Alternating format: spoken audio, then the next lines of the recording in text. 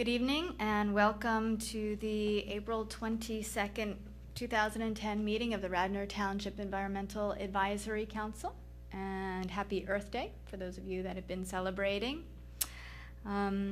We will get started with our agenda with the review and approval of the minutes. Thank you to Josh for preparing the minutes in Anne's absence. They were distributed to everyone by email. Does anyone have any corrections or changes or comments on the minutes from our last meeting, which was on March 4th?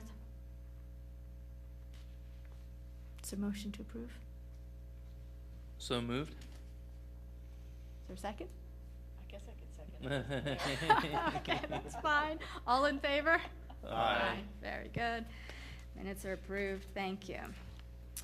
Now for announcements. I have a few announcements, although before we get started on that, Josh, did you want to report on the EAC conference at all? Sure. Yeah? I'd love to. Okay. This was the annual Southeastern Pennsylvania EAC conference, and it was held in Jenkintown, at the Abington Friends School, and it was a really good time, and I'm glad I went. I was part of the planning committee, as you might remember, and it came off very smoothly, and it was better attended than I thought it would be, and the topics were very informative, and I think anybody would have enjoyed being there. Now that the attendance was mostly environmental advisory councils and environmental advisory boards from the Delaware Valley.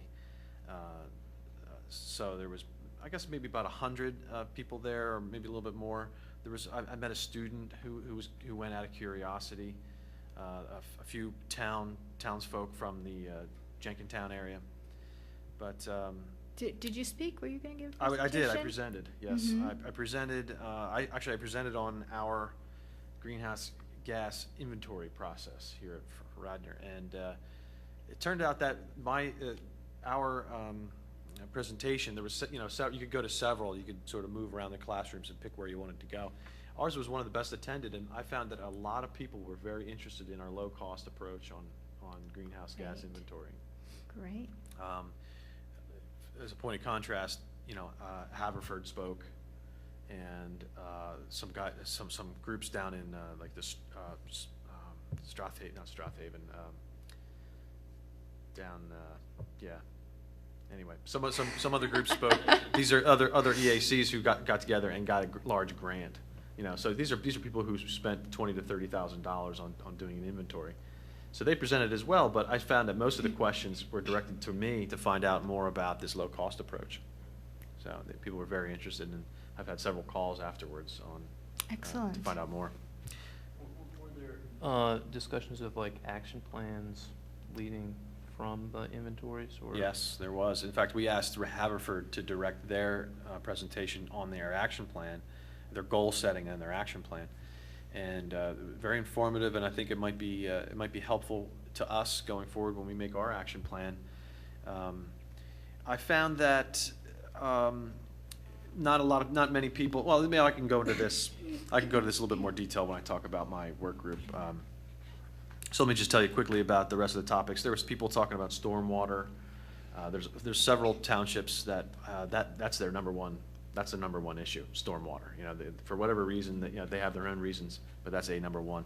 Other people were talking about presenting on how to affect better relations between the Board of Commissioners and the EAC. How to come to understand how they work. Thought that was pretty neat too. So it was a half-day affair from 9 to 2, and it was a beautiful day. SEPTA brought their bus, new hybrid bus out for us to check it out. And they left it idling the whole time we were there. so Nice. That was a little embarrassing, but it was very kind of them to bring it out. And so. All right, very good. Well, thank you very much for participating in that. I think that's great for us to have a presence there, and I think it was fabulous that you were doing a presentation about our emissions inventory as well as helping to organize the whole conference. I Yeah. think it looks favorably upon us, and I think I've often wanted to have us a little bit more engaged with the conference and with the PEC network, so thank you Yeah, very you're much. welcome. All right, great. Okay, so now let's roll through some of the announcements. I have a few to get started with.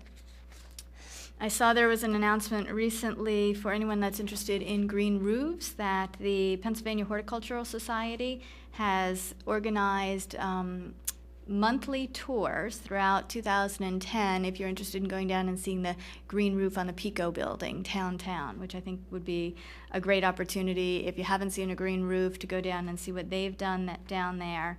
The tours will be on the third Tuesday of every month in 2010 from 5 to 6 p.m. And I think the one for April is already booked up, but for anybody else that's interested, they'll be running May 18th, June 15th, June 20th, and May 18th, June 15th, and July 20th. And if you're interested in the schedule after that, you can check it out on the horticulture website. They do require pre-registration, and there is a nominal fee for participation, $5 for their members, $10 for their non-members. But I think that would be a great opportunity to see that. Also, I wanted to remind folks again, Robin's not here tonight, but of the Darby Creek Valley Association Darby, Cobbs, Watershed cleanup that'll be held this Saturday, April 24th, from 9 to 1. So if anyone's interested in participating in that, you can go to their website for additional information. Been trying to keep up with all of the announcements related to what's going on in Radnor recreational schedule, and there's going to be a parks cleanup in Ithan Valley Park on Friday, May 14th from 9:30 to 1:30. That's Ithan Valley Park, so if anyone's interested in doing that, you can check that out on the Radnor website. In addition, the Radnor Arbor Day celebration is going to be held at Cabrini College on April 30th at 10 a.m.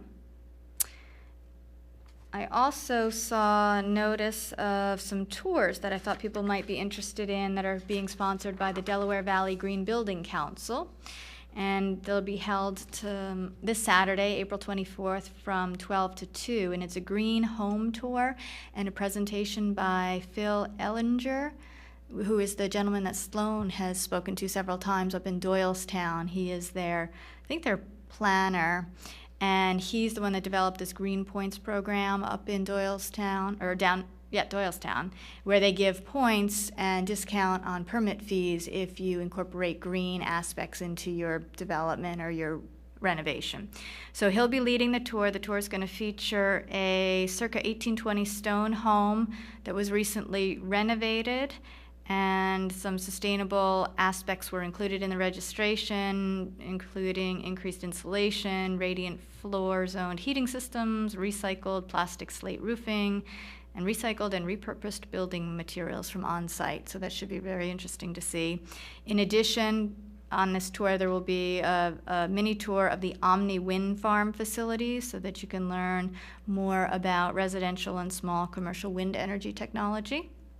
And then finally, he himself will give a short presentation on their Green Points program. So that will, as I said, be held Saturday, April 24th. The cost is $15 if you're a Delaware Valley Green Building Council member, or $20 for non-members, $15 for students. But I think that sounds like a great opportunity for anybody that may be interested in green building to go out and actually see some of them.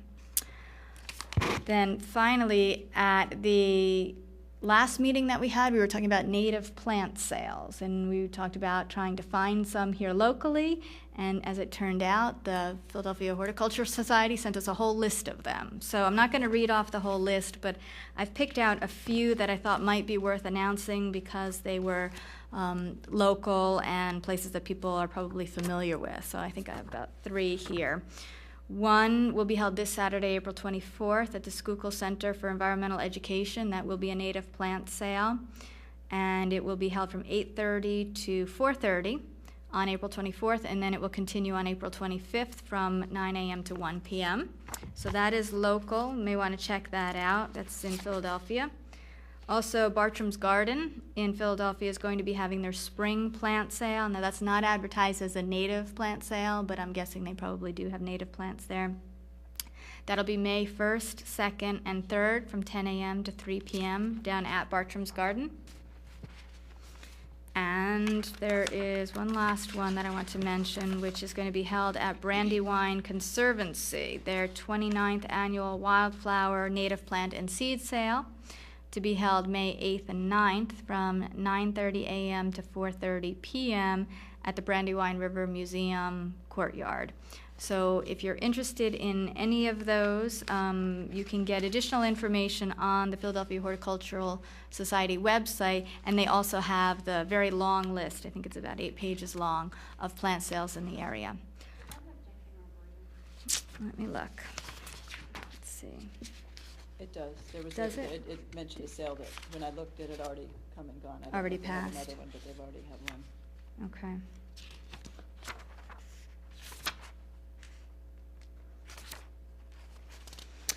Okay, now that's all that I had. Did anyone else have other announcements that they'd like to make?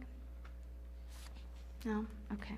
Well, I just wanted to say that this is Earth Day, the 40th anniversary of the founding of Earth Day, and I was very pleased to read about the role of Joseph Manco in environmental issues, and it turns out that we have a member of the firm, which was founded by Joseph Manco, who was very instrumental in setting up environmental issues and solving environmental issues. And the EPA was founded in that year. It's quite a very important environmental year. I think most of the easy problems have been solved by the EPA and local authorities on point source pollution. Now we are going to tackle the bigger things, the non-point source pollution, and we realize now that it's a global issue. It's not. It can't be solved on a local, singular level. We have to have national plans, and that's just what I wanted to say. Well, thank you very much. And it's been quite an honor to work with Joe Manco. He's done so many wonderful things for the community over the years, and he's had quite a long tenure, so it's just been wonderful working with him. And as you talk about tackling some of the more difficult issues, one of the things that I'm really heartened to see is a lot of businesses really beginning to implement sustainability into their operations and taking on some of these issues that aren't necessarily regulated but can all help improve the environment, improve the products that we're using and the services that we're getting. So I hope everyone continues to do that, because I think it's making a big difference on a voluntary basis. Great, thank you. I could say one thing about Earth Day, and that is I didn't have a plan when I woke up this morning to do something special for Earth Day, except, of course, come to this meeting. But I had lunch at one of my favorite places I only go to a couple times a year, and I asked them to recycle my cup. And the waitress said that they didn't recycle, and I said, oh, why not? And she said, well, we've been asking the owner, and he just, I guess, doesn't have interest in doing it, or doesn't have the time or whatever. So I actually went up and asked to speak to the owner and asked him to consider recycling, and explained that it was Earth Day and that it was the right thing to do and that it was easy and probably a almost zero cost way to make things a little bit better. And I wasn't very warmly received, but anyway, it was. Keep it was trying. it was Keep a very, trying, Josh. It was like 12:30 on a lunch rush. He was not interested in hearing from me, but I feel good. Well, very good. And if enough people went up and said that to him, maybe it would make a difference. So. Yes. One thing with the schools, I know with Wayne Elementary School, and again, an easy thing that people can do that doesn't cost anything is, I think they're calling it cancel a catalog. And my daughter and her friends in her environmental group are starting to get people to cancel their catalogs. And just whenever they come in, just call the number in the back and unsubscribe. It really does. Most of us just get them online right now anyway, but you really have to call. And I called, there's like a mainline realty something or other. And when I finally found the number on the cover to call him, he's like, well, it's only 3 times a year. But he was very nice about it when I talked. He's like, it's really only 3 times, and it's not, And I said, no, really, I'm a nut. But, and if you just each time, just one catalog, just cancel that. That makes a big difference. And the other big thing that Radnor, I think it's a great year for Radnor as far as the Wednesday collection of yard waste. If people, everyone I meet, I kind of tell them, people are very pleasantly surprised, but somehow still I do feel the word hasn't gotten out that yard waste, put it in a can separate than your trash. It will be collected on Wednesdays, all Wednesdays except for holiday weeks when the trash schedule gets shifted. It's great. It means it's not getting it means it's not going in the garbage. It's getting composted. It's easy for us all to do. And put that together with the single stream recycling, which is amazingly easy. It's kind of hard to just mush it all together. It's kind of like instead of eating your peas and your meatloaf separately, you're just stirring it on the plate. But those are two things I think in Radnor it makes it so easy. And then again, the fluorescent light bulbs at Do It Best hardware that are subsidized through PICO. I don't know what the prices are, but it's a great time to go. And Might be 99 cents. 99 cents for a light bulb. And also, I will say at the schools, at the elementary school, they are recycling juice bags and getting 3 cents back for each juice bag. They're collecting bottle caps. They are collecting household batteries.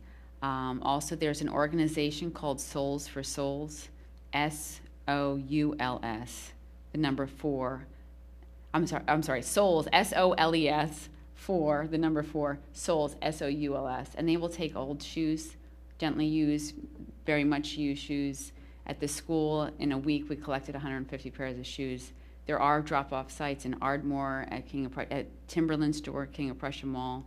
So you can bring those in, and they will send them to Haiti or Chile or China or somewhere, and they will clean them up, and someone will get those shoes. So those are all some easy Earth Day pushes that I'd put out there. Great, thank you. And you should continue every time we meet to remind folks about the yard waste, because you make a very good point. It's something new, so it's going to take people a while to remember, but it's so easy, and it takes care of that issue for so many people as we enter into the gardening season. Right, and with that, it's easy. You can put it in a garbage can, or you can bundle it up, or you can buy the paper bags. You don't have to, if you're not into twining it, you don't have to do that. As long as it doesn't stick out of the can, you make it easy for them. They're coming, and they come by your house anyway to look, so throw it out there, and it's great. Great, thank you. Okay, any other announcements? Okay, good. Any other announcements? No? Okay, let's move into our work group reports and discussion then. And first up is climate change. Josh, do you want to report out on where we are on that? We haven't made a lot of progress in the past month, I guess, since our last meeting. And but what I can say is that this annual EAC conference has, and hearing about other people's action plans has spurred me on a bit, and I've begun working on compiling initiatives that Radnor has undertaken since 2005 till now, to present.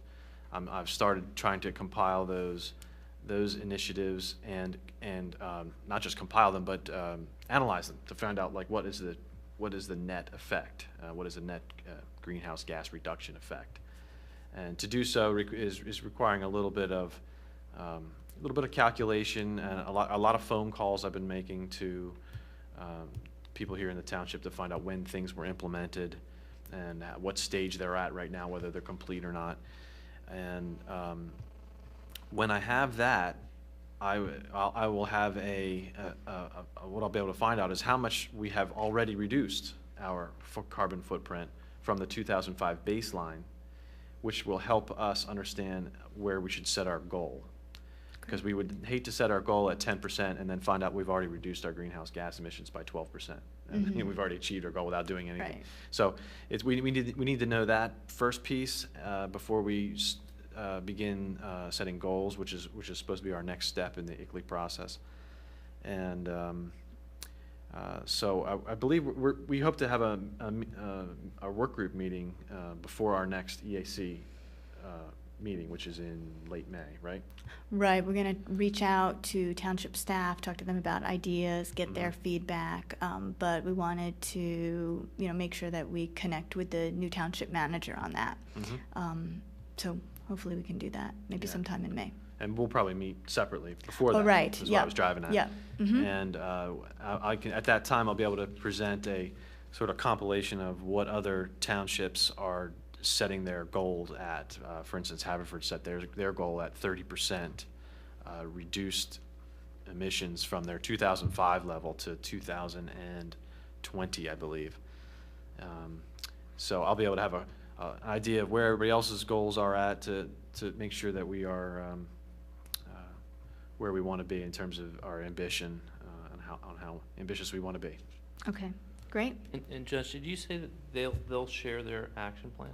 Their It's online if you want Oh, to see it. okay. Yeah, Haverford's action plan is very comprehensive in that it's long, and ours will probably not be quite so verbose. It'll be more straightforward and maybe only a few pages. Theirs might be, I don't remember how long it is, but it's fairly thick. But you can go to there. You can actually just Google Haverford Township Climate Change Action Plan, and they'll come right up as the first thing, and you can check it out. Were there any big highlights from their plan that you can recall, or is it something that's? When I read it, I would say to myself that a lot of the things they did were things we've all probably considered already, like single stream recycling was one of their action items, and green power purchasing. One interesting thing I found out about Haverford is they weren't able to do a whole lot of vetting of ideas of like certain ideas of what should be on their action plan before they went ahead and voted on them. Like they like, for instance, let's take single stream recycling. That was one of their ideas, and nobody really knew how much that was going to cost or how much it was going to save greenhouse gas emission wise before they went ahead and voted on it. So they went into it a lot more blind than I thought they might have. And maybe that might be a goal of ours, is to try to get ourselves a little bit more educated in terms of what things might cost us and what the benefit of these action items might be before we go ahead and choose them. So that's going to require a little bit of work and time, and but it might have a net benefit effect, good effect for our action plan. Great, Good. very good. And actually, that might take us right into the sustainability work group. I wanted to report on our sustainability series program, which was on greenhouse gases and the action planning. And Haverford spoke there. So Sloan, if you're interested in it, certainly you can look at the action plan on Haverford Township website, but we have loaded onto our website, as we always do, the sustainability series program on greenhouse gases. It was titled Understanding Emissions and Carbon Footprint Reduction. And Josh and I spoke about what we've done. Haverford was here talking about their action plan, and they have PowerPoint slides and things like that. So that may be something you want to take a look at online. And then we also had Andrew Kreider from the EPA, and what he did is he brought a little mock-up sheet so that people could do their own personal carbon footprint. And we've also loaded that onto the web to the extent that anybody is interested in it. Just a little sheet that was developed by some folks that he had worked with. So it's not an EPA developed sheet. I forget what group it was. Yeah, right. Yeah. Right. Yeah, well, the yardstick, in addition to this sheet, it was designed to look like a easy tax form, but it was to do your carbon footprint. So it's very simple, 1-2 pages. You can identify your own carbon footprint, and then you can begin to implement actions to see how you can reduce it. But the whole idea is you look at your own baseline, just like we were looking at our township baseline, and then implement actions, and see how you're doing. And he also mentioned that it's pretty easy to request from PICO your past bills. So That's even right. if you're someone who doesn't file them neatly, like, you can easily get that information, because the form's very simple, and you might say, oh, I don't have 12 months worth of data. He said it's pretty easy to just get that from PICO. Right, very good. Good. So anybody that's interested in taking a look at that, if you missed it, you can access it through our website. You can link on Green Radnor, and then through that link right to the sustainability series, and it'll be on there. And we are also working on our next topic with our partners, Radnor Conservancy and the League of Women Voters, and hopefully we'll have some updates on that by our next meeting. The next item under our sustainability work group is Watersense Program. Sloan? Speaking of Green Radnor website, webpage, we've got a draft of what we might want to put up on the Green Radnor page, talking about the Watersense partnership. Much of this material that I pulled off here comes from the Watersense site, so they give a little bit of factual information about how much you can save, and quite a few examples of the benefits of being more efficient in terms of water use. And they have I thought this was an interesting fact that water use consumes a lot of power, a lot of energy. And in fact, just the water supply and treatment facilities in the country consume enough electricity to power more than 5 million homes for an entire year. So it's a just the use of water is a major energy demand, and that's not even getting to the point that the main point, which is water is an increasingly scarce resource that we do need to conserve. So, a couple of facts I pulled out here, and then the links to the EPA site. They've got some very good, the core of the Watersense program, as we know, is the labeling of products that are very efficient in terms of water use. And I've got a link here to that long list of approved Watersense products. So, anybody who goes to the page can just click there and go to whatever type of product they want to look at. In addition, they've got some tips and some interesting ideas on calculating water savings, a little bit like the footprint. And also, there's a link for the kids, some games and some things. The kids link is great. They've got great resources for schools, and which I think this is a great time of year at the end of the school year. I was thinking it'd be nice to plan something so that schools don't feel rushed, that they could do this. We have teams that work in the elementary schools, but it really to get kids to understand, like they're told, I know they're not supposed to run the water, but it's hard to. Yeah, it's hard. So they've really prepared some great materials for teachers and students, and I think it's a great time of year to start talking about next year's curriculum. But they also have great stuff that to do with your kid, that involve looking and finding your water meter and making sure no one uses water for an hour. Right. And then going back and seeing if anything happened on the meter. And so it's great education for the kids, but it's just not that labor intensive. Right. And then you can find out if you have a leak, and that could save you a lot of money. And I'm like, why did I not think of this? Like, it's pretty basic. Right. It's like, okay, we're not going to turn on the water and see what happens. And so it's great resources, and I've looked over your draft. Yeah. Okay, so and if you can link it out to or let the school folks know, I'm happy to provide any other information they need. But people should definitely take advantage of the resources you're putting on the website, because it's very easy and link on, and it's really a pretty invested rich a lot. site. It's got a lot of stuff, and not just for kids, but also for kids. And so I hand it out just in case anybody wants to make any comments, either here or you can email me any suggestions. The next step would be to forward it to Melissa. And ask her to post it too. Okay, so why don't we do this? If anyone has any comments on Sloan's draft, why don't you get it to him by, say, next Wednesday? And then Sloan, if you don't receive anything by Wednesday, you can then send it on to Melissa to have her load it up. Posted, okay. And I think, we had talked about having a distinct web page for Watersense, but also perhaps have her put the Watersense logo even up on the front, if there's room for it, on the entry point on the Radnor Township homepage. I think there is the Livable Communities little logo is on there, and so I think they're putting things there that we're proud to partner with. So wanted to Okay. see if that would be a possibility as well. I'll suggest that, and then if she feels that if there's real estate for that, Yeah. she can do that. And also maybe if you can do it doubly and have it on the EAC site, like, That's I a good think point, yeah. visually having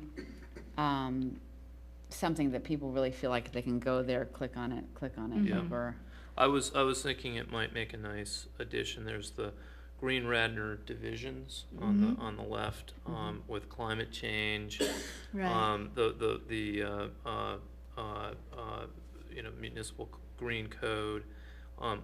It might make a nice To have a additional water link sense as for a water link, sense yes, I link agree. right there. Yeah. and if you visually can have some kind of icon or whatever with Yeah. it, all the better. Like, Yeah. you know, Right. raised bar. Yeah, exactly. Let everyone else come up with an icon.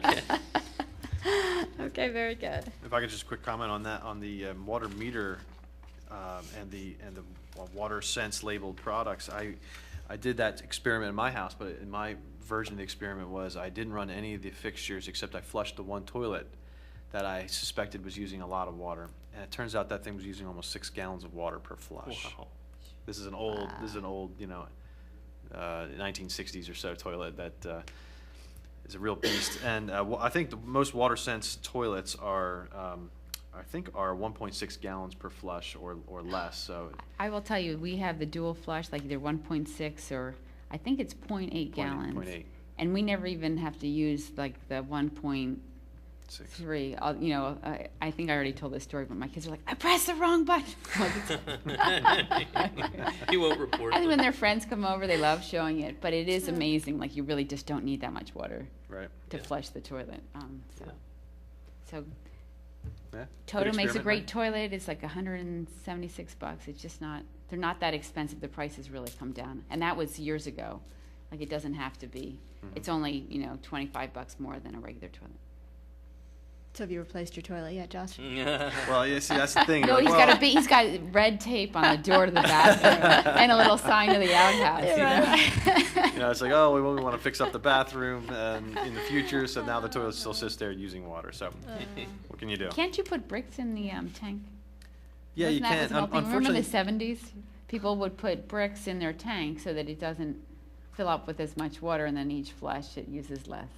this toilet doesn't even flush when doesn't have any bricks in it properly. So, putting bricks in it, not an issue. I don't think You're not there should gonna be- mess with it. There's no bricks going in that toilet. Okay, very good. I also had under sustainability, at least in my little list of subgroups, is open space under sustainability. Is there anything to report on open space at all for those that are involved? Anne, Julia? There's nothing right now going on that I know of. Okay. I know that the township has an open space committee, a board that's been meeting, but I think they've reconvened after Yeah. something of a lull, and they're getting things going again. I don't think anything's come out of that yet. Well, Anne's on this board. For some reason, I thought you were too, but Anne is certainly. Yeah, there was one meeting, there's another meeting coming up in May, which unfortunately I will miss. And the purpose is just to get people together and start focusing again on the township's open space plan. It needs to be updated, it hasn't been revisited. The last time a plan was put together, I think the League of Women Voters was very instrumental, so that the committee may turn to them again. But just try, because there are very few open spaces left in the township, and it's important for the township to have some sort of a policy about how to think about relating to open space going forward. Okay, good. Okay. All right. Next work group is Community Environmental Awareness and Education. Heather? Again, being Earth Day, I think one area that really hasn't come up with this work group that much is just the whole issue of buying locally. Like I would say for, again, getting back to Earth Day, that really, it's a great time of year to sign up for a community service, supported agriculture, a CSA. You can go to greenerpartners.org. I know there are ones, I think it's through Wyman's, that drop off at the high school like they're local, and really what that does for the environment to really support these local farmers growing organically, less transportation. Judy Wicks from the White Dog Cafe was speaking at the Radnor Library last night, and she was pointing out that the nutrition's better, the quality is better. There are things that they have to do to food to make it be able to travel a long way, changes it. They want uniform size and shape and texture, and that. So it's just a great time to think of doing that. And just in general, this is getting to education, and again, working with the schools about buying locally. If you can get it at Wayne's Sporting Goods. In my book group, when it comes up, people don't get the book at Costco. Support your local businesses. It's good for our community economically, but it's also less gas in your car. It's generally less packaging. So just, when you can buy in town. Do be aware it's only a half an hour for 25 cents the meter. that just went up. But I think people don't think environmentally. Just buy as close to your house as you can. And it supports the community, and it is better for the environment. So it's a great time of year to start to join up with a CSA. So that's my little plug. And there are so many around now, and even buying things from the farmer's market and looking for grass-fed, beef and milk and all that. So, but I won't go on a long litany. And it's hard, certain things cost more. It's a hard change, but not always they don't.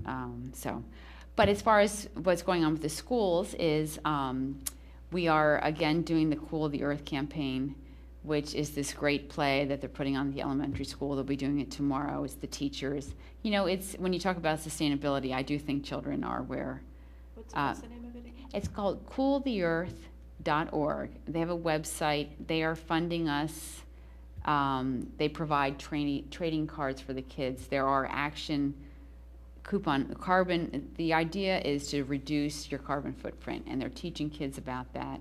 And they have coupon books where they can fill out and have signed by their parents, like I put an insulator on the hot water heater, checking your tires for air pressure, not leaving the water on. If they are pledges to have a trash-free lunch. There's just a whole, it's great because it's really focused on the kids. It's very clear, and I think a lot of it is you bring it home and then the parents read about it. It's, pack food, local food for lunch. It really is kind of across the board. So kids are getting exposed to it just at such a younger age. And they do have the trading cards, and there'll be a raffle. But the kickoff is a great play that's easy for any group to put on. There's polar bear hat. If anyone wants to put on a play at some organization they've got the whole script. It's Little Green Riding Hood. It takes 6 teachers. It's Mr. Carbon and polar bears, and the kids love it. And from last year, I was just at a Brownie meeting. They all remember Mr. Carbon and the whole. And so it's a great program, and it's all packaged, and it's available to schools. And you can go to cooltheearth.org to find out more about that. Or if you're in Radnor, you could contact me. Are they doing this at all the elementary schools? They are not. They are not doing it all the elementary schools. Right now, it's only Wayne Elementary School. And part of it is you have to kind of plan things ahead of time. And schools are feeling very taxed by everything that has to get done for state requirements. And I do think it requires a push from the parents. To say we care about this is important. And, to me, the next frontier would be the school lunch programs. There is not enough push from the community that it's not acceptable to have styrofoam trays. And, if they want a napkin, they have to get it out of a plastic wrap container that has a spork and salt and pepper and a straw. And I just think these things aren't going to happen until parents in the community kind of say this is not acceptable. So it's only at one of the schools. It was at 2 of the schools last year. They're doing what they can. It's just, hard to get in there. So it's just at one of the schools this year, but we'll see what happens for next year. Okay. And that reminds me, I saw yesterday or the day before that Radnor Township has sent out their summer recreational activities brochure, and I noticed in there that they have camps this summer out at the Willows with the farmer, so the kids can sort of see and participate in the farming. You go to greenerpartners.org. They have worked with our school too, where they have come in with local foods, and we've made kale smoothies and serve them to the kids, and the kids love them. I was there. My, Gracie, my daughter, thinks we're the only ones who drink kale smoothies, but the kids loved them. And I did not know that. I think it's 7 Stars yogurt is made in Phoenixville, like just an easy one to pick up. But so they made the smoothies, and then also kids at the school planted kale and spinach seeds in flats that are at the Willows that they're being invited. There is a family fest at the Willows, and I want to say it's June 5th. Everyone in the community is welcome. Go to the radnorconservancy.org or greenerpartners.org to find out when that is. They're really looking to have the Willows kind of be open to the community and showcasing ideas. Last night they had a seed starting workshop for anyone who wanted to go to that. That was also when Judy Wicks was speaking, so it gets hard to get it all in. But yes, look at the Radnor Township, they are doing camps, which I know kids who have gone have really enjoyed that. And even the camps, there are camps at the Willows that are just great because they're using that open space that's in our community. And I know my son, they get the kids in the streams getting wet, minnows, frogs, all of that. So do check those out. Very good. Do you know if the Willows CSA is sold out, right? Is that the case? Willows CSA, it was a lottery. I don't know if they have selected the people for that. I do know there are other CSAs. If you're interested in CSAs, I would contact Greener Partners, because I know I just joined one that's Nectar and Episcopal Academy. I don't know that you have to be have a child at Episcopal Academy, but that is the drop-off site. And then I have other friends who have told me about this one that just dropped off at the high school. So there are a lot around. The Willows, they do have only a limited number of slots for that one. Yeah, my family's a member of a CSA, and our drop-off is right here at a residence in Wayne.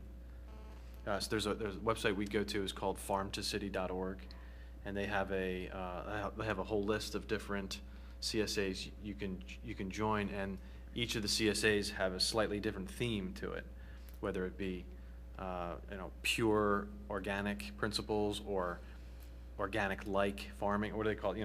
Organic methods used, but not necessarily certified organic. And then there's a couple other ones that mix in a little bit of buying club action to it, which means that you can actually order stuff like meats and eggs and cheeses and stuff like that. So it's called farmtocity.org. It's a good one. And I think that's a great one during the winter too. Can't you get things? Yes, we remember that too during the winter, which is really nice because they have winter vegetables, and then when the vegetables totally stop, then there's buying club items too, like the milk and the cheese, the jams, the honeys, and all that neat stuff from locally produced outfits. Right. And if I can make a plug for buying local, and I was born a cheapskate, or I was born into that kind of family, and a woman just came out with a book, and she was talking about it with buying locally, and it is more expensive, but she was saying you really value the food more, so you kind of, if you get an organic chicken, you kind of, make the bones into stock, or versus things, you go to Costco and you buy it, really cheap, and then half of it doesn't get used. Like, that doesn't really save it for you. So just, there is a value in doing that you value it more. Or to look at a CSA as investing in your community, and then seeing it as free food that you get after that. Like, kind of in her mind, she wrote it off as that, and then it was this great. I think for a lot of people, the health aspect of it is really compelling. Even if you have to spend a little bit more money to buy the organic or to buy the vegetables, that you can say, look, I'm buying this because I care about the health of my family, of my children, and so we want the free bird versus the, bird that was sort of right, so like, for nutrition, for environmental, and, for supporting your local community, it just, it's kind of a win all around. But it's a hard change to make, like it's gradual. It's hard not to want to run out to Costco and do it in all one fell swoop, and so. If you do join, you'll never eat more vegetables in your entire life. Greens, more greens, so many different kinds of greens. Okay, very good. Thank you, Heather. All right, liaison reports. Julia, do you have anything from planning? Nothing from planning, except just to mention that the floodplain ordinances that we discussed before were recommended for adoption by the Planning Commission, and those have moved forward. And I did also want to mention that the meeting for May has been canceled. There'll be no Planning Commission meeting in May. Okay.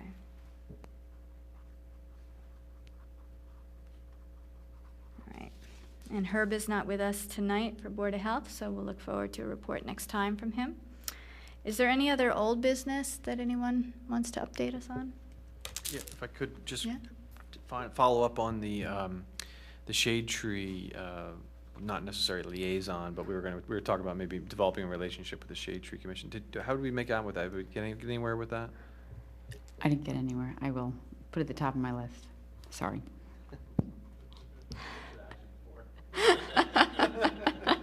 Guilty.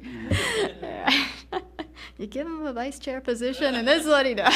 No, that's good. That's what I mean. That's what I mean. Right. One other old business, and I'm so bad with names. I did go to the rain barrel workshop. That was sent through, and did get a rain barrel for $40. The Lower Marion one? Is Uh, that what you're talking about? the one that's over by Swarthmore. We had talked about a few in It's in not Lower our Marion. watershed. In Springfield. Okay. And they did it through a rain barrel program. It's really, if you want one, it's worth looking on the web to find out where they explained how to use them. They're $40. They're the color of this wood here, like beautiful wood color. They have the spigots in it. They have screens on them for no mosquitoes. And you just hook it up to your water spout and put a hose on it, and it really saves a lot of water, and hadn't thought of the different things that you can use. You can use it to wash your car. You can, even if you're not a big gardener. So do look for rain barrels if you're looking for another Earth Day idea. Was this a particular, this one that you went to, is it an ongoing one that you want to recommend to people, or was that a one-shot deal? It was a and- one-shot okay. deal, but it's worth just looking. I think they were subsidized, so just keep an eye out. And if I see any, we did post that one in our newsletter in our school. Okay, So. very good, thank you. Anything else, old business? I had a question about the single stream recycling. Now that we've been doing this for a few months and people are starting to get a hang of it, do we know when we'll get an idea how successful it's been in increasing the recycling throughout the town? Because I think that we will see, a tremendous success there. But I was wondering if we know yet, if we heard from the. I tell you, my buckets are overflowing. So are mine. Heather, do you have anything official or more definitive? No, there's nothing official on the feedback, so far. I think it's going to take a while for them to do it. The nice thing about paying tipping fees is, you have records. And there should be tipping. And we do, so everyone understands that it does cost us to compost the yard waste.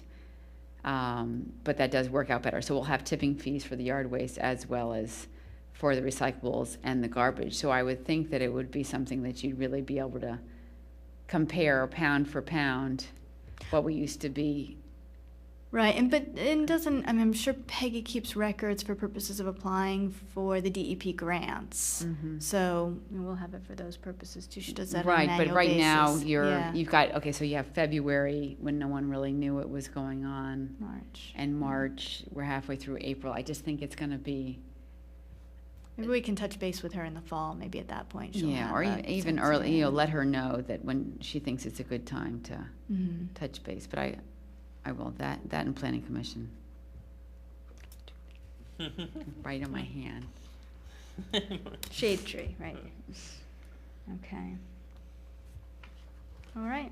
Anything else on that? No? Any other new business anyone wants to bring up? No? Okay. And no one here for public comment, so I think we're ready to adjourn. Thank you all.